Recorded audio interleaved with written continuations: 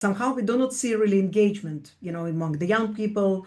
We do not see a lot of protests near the Iranian embassies. Of course, Iranians go and protest, but what about everybody else? Yeah, I think the narrative in the West has been so controlled by two very polarized views that it's led to people not sort of knowing what their place is. And since this has started, I can't tell you how many people have reached out to me and said, please explain to me what's happening. And this happened in 2022 too. Right? Just help me understand what is happening here and why. I thought like the regime is part of the good people, and like they're really genuinely trying to get their heads around this.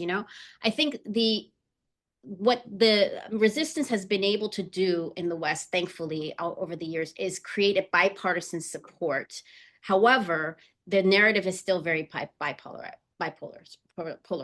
which is that on one side it's appeasement, right? So when there's a Democrat in office, it's much more about let's give them incentives, let's open up conversation, let's have a dialogue with the regime.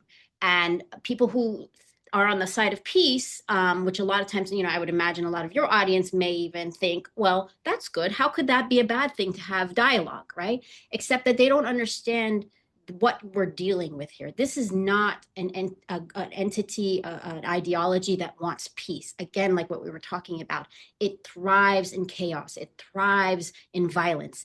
That is at the core of its ideology, is that it will take out anyone at its own benefit, right? At any cost.